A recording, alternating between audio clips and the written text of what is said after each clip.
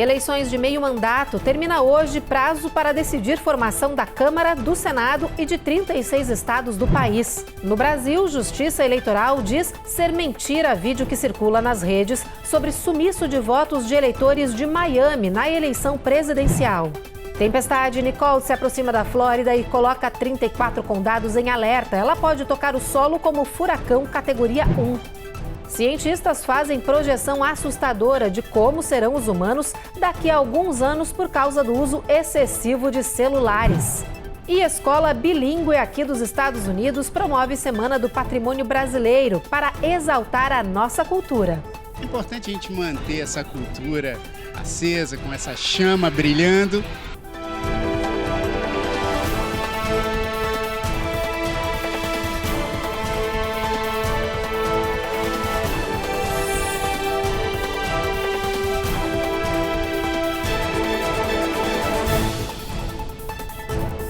Olá, muito boa noite. A nossa edição de hoje começa de um jeito pra lá de especial. A nossa repórter Cone Rocha foi acompanhar de perto a Semana do Patrimônio Brasileiro, um evento promovido por uma escola bilíngue de ensino fundamental de Miami, na Flórida. E olha, a programação deste ano teve muitas surpresas e convidados ilustres, como o cantor Jair Oliveira, que levou música brasileira para os alunos e falou da importância de valorizar a língua e a cultura do nosso país, mesmo morando nos Estados Unidos. Olha só que demais! Bom dia! Bom dia! Good morning! Foi com toda essa alegria e empolgação que os alunos da Escola Bilíngue de Ensino Fundamental Ada Merritt receberam com muito carinho o cantor Jair Oliveira. Ele foi um dos convidados especiais para participar da Semana do Patrimônio Brasileiro, realizada anualmente na escola em Miami.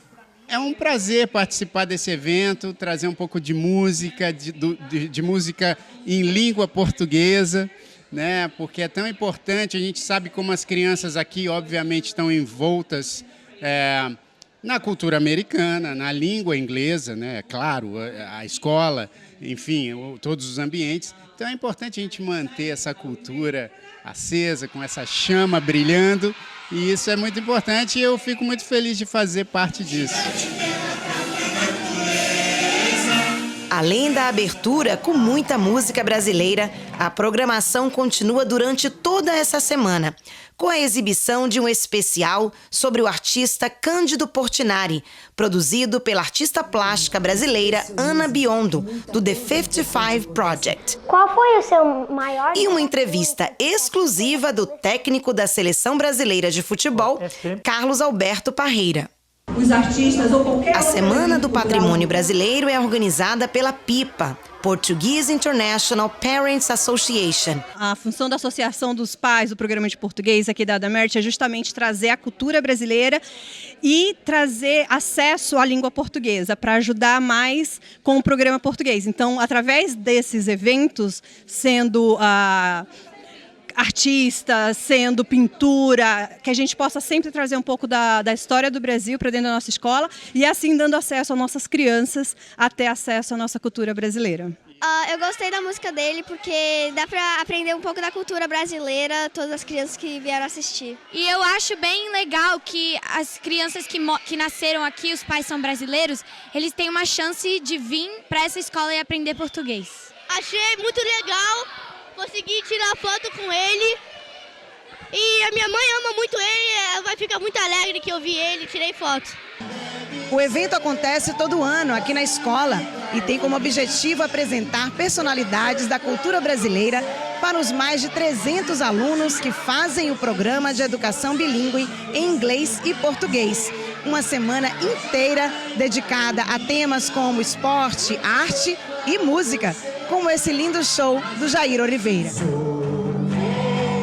Para alunos, professores e pais, essa é uma semana especial para aprender mais sobre a cultura do Brasil, falar muito português, cantar e se divertir.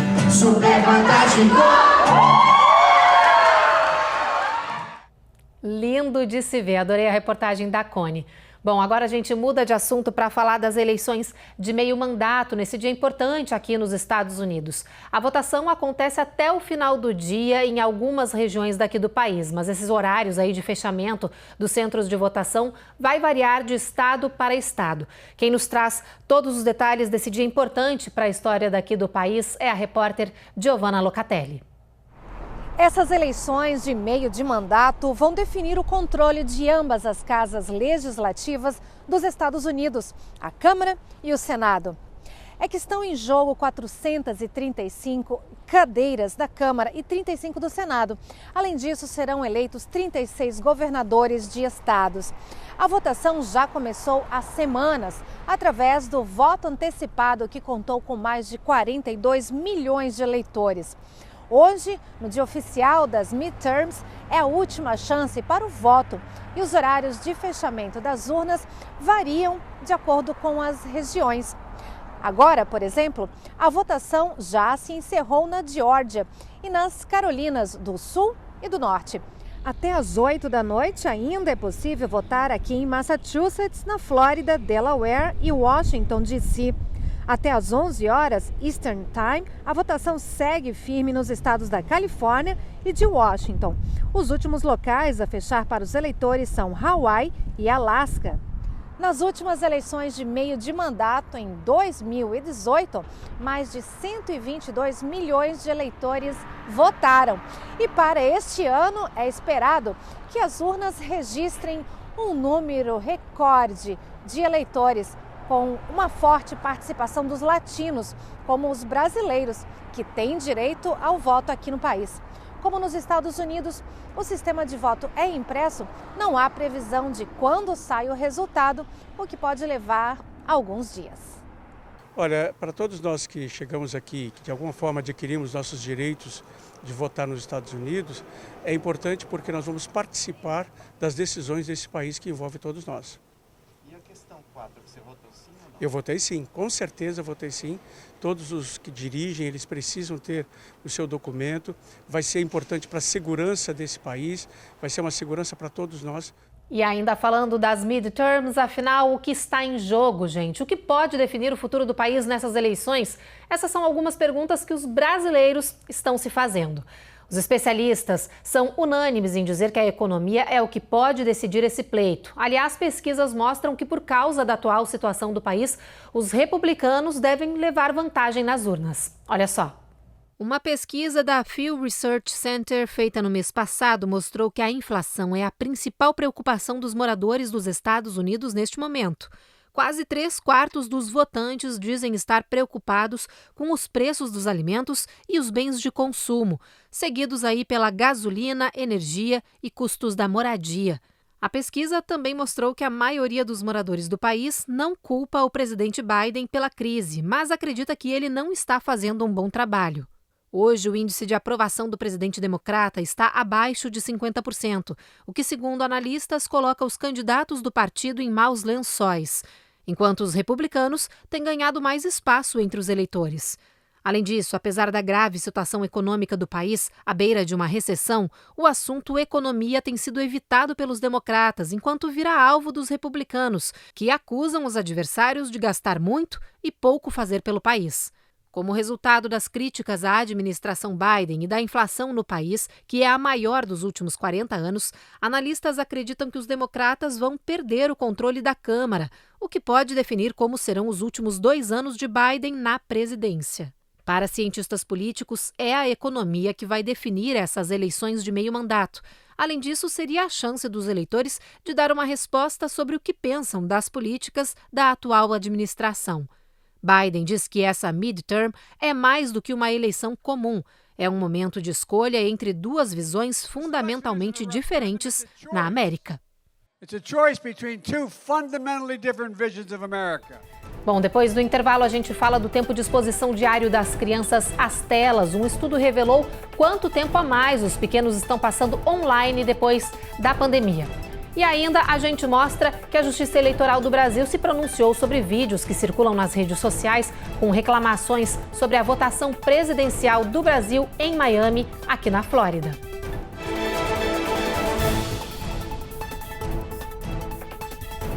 Américas no Ar. Oferecimento Automate Car Solutions. Excelência na compra do seu carro é o nosso compromisso. Rejuve Shop. Melhore agora sua qualidade de vida. Farm Shield. Precisando construir ou reformar seu ambiente? Temos o piso ideal para você. Acesse farmshield.com.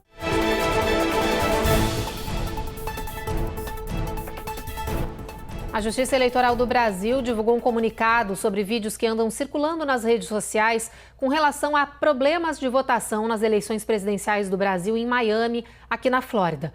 Nas gravações, eleitores brasileiros dizem que seus votos não foram computados. Os eleitores dizem que, ao pesquisar sua sessão de votação, não encontram seu cadastro. Mas, segundo o TSE, essas informações são falsas e todos os votos foram computados. Segundo as autoridades, a confusão nas pesquisas online acontece porque muitas sessões de votação no exterior foram agregadas a outras para agilizar os processos e evitar filas. Por isso, muitos nomes dos eleitores podem aparecer em números de sessões próximas. Por exemplo, em Miami, sessões que estavam separadas no primeiro turno foram colocadas na mesma sala durante a votação do segundo dia. O TSE afirma ainda que a agregação de zonas eleitorais é uma prática comum prevista em norma eleitoral para reduzir filas e custos operacionais. Agora a gente muda de assunto e eu tenho uma pergunta para você aí de casa. Quanto tempo você ou seus filhos passam na frente da tela, mexendo aí em redes sociais ou aplicativos de conversas? Você notou que essa exposição aumentou depois da pandemia? Bom, então saiba que você não está sozinho. Só entre os menores de idade, por exemplo, aumentou mais de 1 hora o tempo médio diário gasto online. Para os pesquisadores que conseguiram medir esse tempo nas telas, está mais do que na hora de tentar reduzir o tempo dos jovens grudados nos dispositivos eletrônicos. Um novo estudo sugere que as crianças em todo o mundo estão usando dispositivos eletrônicos muito mais desde o começo da pandemia de Covid-19. Segundo os pesquisadores, entre janeiro de 2020 e março deste ano, o uso médio diário de telas pelas crianças aumentou mais de 1 hora e 20 minutos. Passou de cerca de 160 minutos por dia para até 245 minutos. Para chegar ao resultado deste cálculo, os cientistas analisaram 46 estudos sobre o assunto, feitos com mais de 30 mil crianças em vários países. As idades dos pesquisados variam de 3 a 18 anos de idade, com uma média de 9.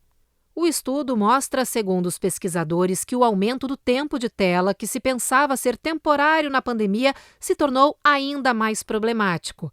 A pesquisa indica que pais devem pensar em planos de recuperação de pandemia e promover ações que incentivem as crianças a brincar mais e teclar menos. Eles ainda alertam que é importante discutir o problema com as crianças, explicando as más consequências de tanto tempo nos celulares, tablets e computadores, como a piora do sono, a falta de concentração e o tempo perdido de brincadeiras e atividades físicas ao ar livre. Os especialistas dizem que não se deve proibir as telas, porque elas fazem parte do novo modo de vida dessa geração. Mas é importante ensinar aos menores como equilibrar o uso das telas com outras funções diárias importantes. De acordo com a OMS, Organização Mundial da Saúde, por exemplo, recomenda que crianças menores de 2 anos não tenham contato algum com telas, nem mesmo de televisores. Depois dessa faixa etária, a TV ela pode ser liberada, mas no máximo durante 1 hora por dia, e apenas com 8 anos as crianças poderiam usar o celular. Algumas pesquisas apontam que a superexposição a eletrônicos, no caso de crianças muito pequenas, podem acabar causando aí um déficit de atenção, atraso cognitivo, distúrbio no aprendizado e também um aumento de impulsividade e diminuição na habilidade da regulação própria das emoções. No próximo bloco, se você costuma viajar com frequência, a gente mostra que o custo de inscrição do TSA, aquela pré-verificação nos aeroportos que reduz tempo de espera e filas, está caindo.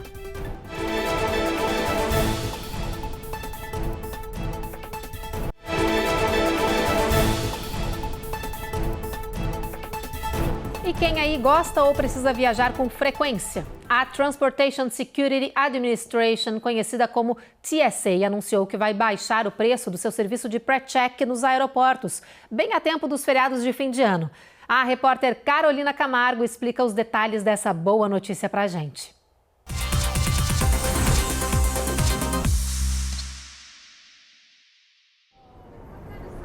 Apesar do preço das passagens de avião terem subido mais de 25% nos últimos meses, o Transportation Security Administration anunciou que irá reduzir o preço de seu serviço de pré-checagem, que dá acesso mais rapidamente às áreas de embarque dos aeroportos. O valor do serviço vai passar de $85 para $78. O membership é válido pelos próximos 5 anos e permite cortar as quase sempre longas filas de segurança e acesso ao raio-x. Além disso, quem tem o passe não precisa ter o trabalho de tirar os sapatos, nem jaquetas ou cintos ao passar pela vistoria.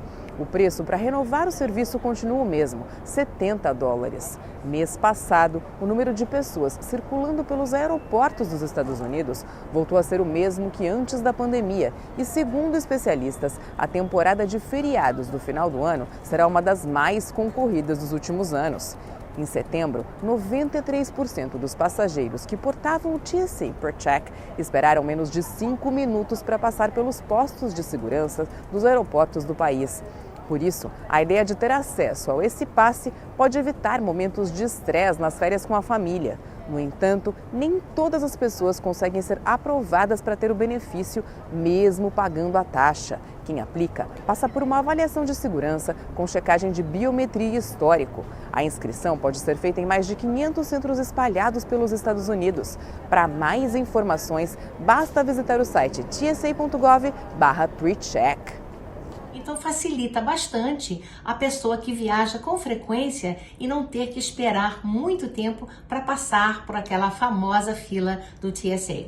Eu sempre usei o TSA, já tenho muitos anos, e como eu viajo muito, facilita muito para mim a passagem pela área de segurança. É um serviço que quem é elegível deveria de se aproveitar e se inscrever. Pessoas que são americanos, cidadão ou naturalizados, ou pessoas que possuem o Green Card e são residentes permanentes nos Estados Unidos.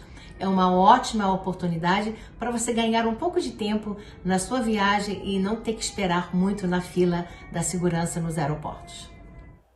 E a loteria norte-americana, hein, gente? Um apostador único que não teve a identidade revelada levou um prêmio histórico sozinho nesta tarde, $2 bilhões. Esse é o maior prêmio da história do país. O bilhete vencedor da Powerball foi vendido em um posto de gasolina de Altadena, na Califórnia. O sorteio aconteceu nesta tarde, mas na verdade deveria ter sido ontem. Mas foi adiado porque uma lotérica precisava de mais tempo para atender aos requisitos de segurança da loteria norte-americana. Os números vencedores foram 10, 33, 41, 47, 56 e outro 10 como a Powerball. Difícil, né, de ver esses números aí, comparar com o seu jogo e perceber que as suas escolhas bateram do ladinho, né? Isso sempre acontece. Bom, no próximo bloco tem os detalhes da tempestade Nicole, que deve tocar o solo da Flórida com potência de furacão amanhã. Hoje, muitas regiões já sentem os efeitos da proximidade do fenômeno. E mais, a gente traz uma reportagem com dicas de médicos especialistas para te ensinar a treinar o seu cérebro para se adaptar a coisas diferentes.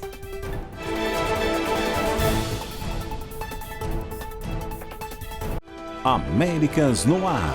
Oferecimento Automate Car Solutions. Excelência na compra do seu carro é o nosso compromisso. Rejub Shep. Melhore agora sua qualidade de vida. Prime Shield. Precisando construir ou reformar seu ambiente? Temos o piso ideal para você. Acesse primeshield.com.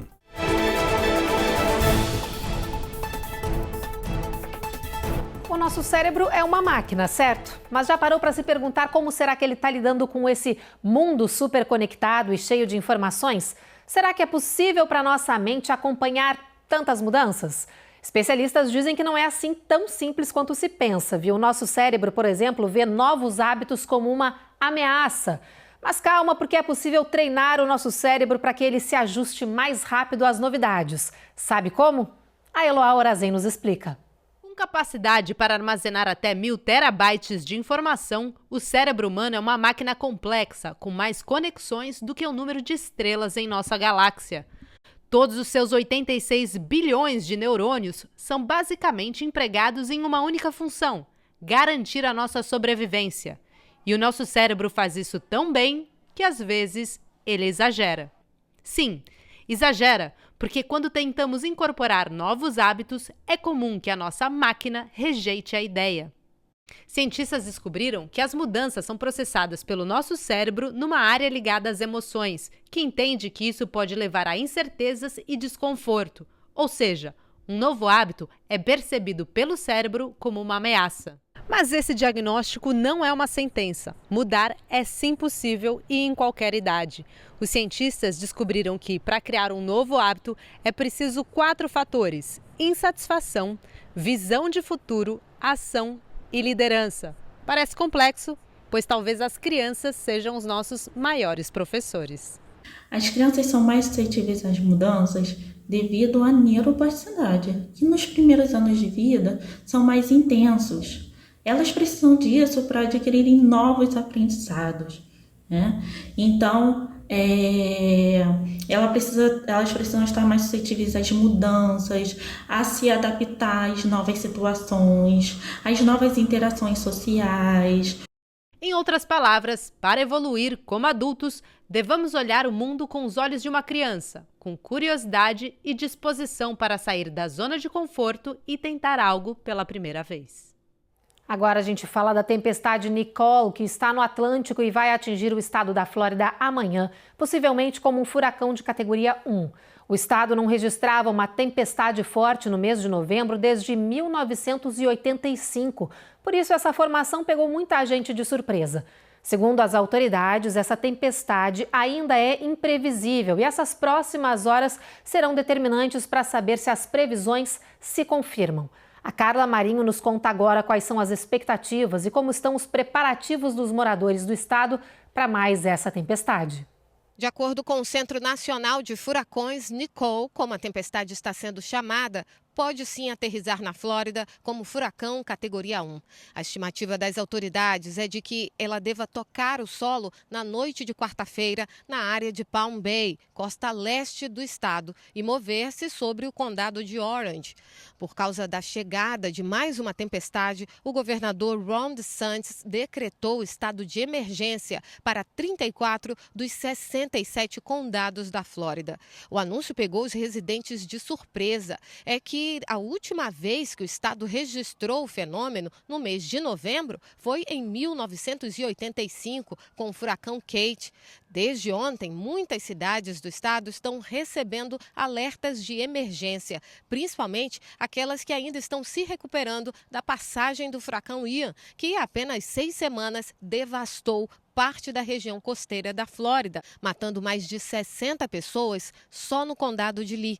A brasileira Letícia, que mora em Sarasota, acabou de terminar a mudança para o apartamento novo. É que depois do furacão Ian, o apartamento antigo teve a estrutura comprometida. Ela confessa que está apreensiva. A comunidade ainda está se recuperando, né, do furacão Ian, e recebemos a notícia que iríamos ter um outro furacão, né, passando por aí. Ó, bastante vento. O céu está bem carregado, essa semana a previsão é só chuva. E quando a gente acorda, a gente já vê que o tempo está super diferente, muito vento. Estava chovendo até pouco tempo, aqui tem as poças d'água. Essa comunidade aqui onde eu estou morando agora foi super recente, né, que a gente se mudou para cá, foi devido ao furacão Ian, que fomos impossibilitados de voltar para nossa casa devido a muita infiltração. E a gente já está se preparando. Ontem fomos ao mercado abastecer, né? Muitas comidas, bebidas, mas estamos esperançosos que vai ser algo super passageiro e bem menor, né, do que o furacão Ian. Enquanto as autoridades monitoram a trajetória da tempestade, a população se prepara. Além da movimentação nos supermercados em busca de itens como água e alimentos enlatados, as empresas que fornecem energia elétrica também estão nas ruas para evitar novas interrupções. O sistema de ensino, em algumas cidades, já foi alterado, com a liberação das crianças mais cedo nesta quarta-feira. É mais um momento de tensão aí para os moradores da Flórida. Amanhã fiquem ligadinho aqui no jornal que a gente acompanha toda a trajetória de mais essa tempestade. Bom, falando em clima, vamos agora então, pessoal, ver como é que vai ficar o tempo no resto do país amanhã? Olha só no nosso telão a meteorologia. Boston, sol previsto, máxima de 50, New York também. Washington, 59 de máxima e sol ao longo de todo o dia. Chuva claro na Flórida, olha só a região de Miami, previsão de mínima de 73. Houston com sol forte, Dallas, no Texas, sol entre nuvens, mínima de 64. Lá em Seattle, em Washington, previsão de bastante sol, a máxima não passa aí dos 47. Em Nevada, ali no deserto, olha só, Las Vegas, sol bastante forte, 59 de máxima. Sol também brilhando em Los Angeles com 62 e São Francisco, tempo encoberto e a mínima fica ali beirando os 40 graus. Bom, agora a gente fala um pouco sobre um hábito que tomou conta das nossas vidas, a tal ponto que modificou elas, os nossos smartphones. Eles já são praticamente uma extensão do nosso corpo, né, gente? Pois cientistas resolveram fazer uma projeção sobre como será a aparência do nosso corpo nos anos 3000. E olha, se essa projeção se confirmar, nós vamos ficar bem estranhos, viu? E muito disso será motivado pelo nosso uso dos aparelhos de celular. Olha só. Coluna curvada, ombros tensos, cabeça baixa, mãos e dedos arqueados. A gente pode nem perceber, mas já passamos boa parte dos nossos dias assim, por causa dos celulares e computadores. E como a tecnologia veio para ficar, médicos e cientistas alertam que essa postura toda torta vai modificar o nosso corpo com o passar dos anos. Tudo indica que nos anos 3000 seremos assim como mostram essas projeções. Pelo menos é o que dizem cientistas norte-americanos que criaram o avatar Mindy para mostrar como estaremos daqui a 800 anos se continuarmos tão dependentes da tecnologia. O estudo mostra que os humanos terão costas curvadas, o cotovelo manterá um ângulo de 90 graus, o pescoço será mais largo, a mão terá formato de garra e teremos até um segundo par de pálpebras nos olhos. O avatar Mindy foi criado, segundo os cientistas, como forma de visualizar os impactos do uso diário e exagerado dos celulares e computadores ao longo dos anos. Os cientistas dizem que os músculos contraídos e as mudanças de postura vão obrigar os humanos a evoluírem de acordo com a necessidade de estarem conectados. Eles esperam que a divulgação das projeções sirva como incentivo para as pessoas passarem menos tempo com os dispositivos. Algumas dicas, alguns conselhos que eu dou, principalmente para o uso de aparelhos celulares, sempre quando for utilizar o celular, evitar de ficar com o celular muito baixo. Ao invés da gente projetar o nosso pescoço para acompanhar a tela, o correto é nós elevarmos o celular na altura do nosso rosto, do nosso olhar, e nós buscarmos a tela do celular com os olhos e não com a cabeça, para que nós possamos evitar essa má postura, principalmente da região cervical. Uma outra dica muito importante também que deve ser feita é a gente fazer pequenas pausas a cada 20 minutos, 30 minutos, a gente fazer pausas da utilização do computador ou do celular, principalmente para quem trabalha com o celular, né? E nessas pequenas pausas fazer breves alongamentos para ajudar na circulação sanguínea, para ajudar na estrutura muscular e articular em si. Que loucura, hein, gente? Dá até um medo, né, de ver essas imagens. Já pensou a gente daquele jeitinho todo estranho? É melhor se inspirar mesmo e dar uma largada, né, nos tablets, nos telefones, mudar os hábitos e seguir as dicas do nosso especialista, o fisioterapeuta que falou aí no final da reportagem. Bom, depois dessas dicas, a gente encerra a edição de hoje do Jornal Américas no Ar. Eu volto a esperar vocês de novo amanhã, às 7h30 da noite. Agora vocês ficam com mais um episódio da 5ª temporada da série Reis. Uma boa noite.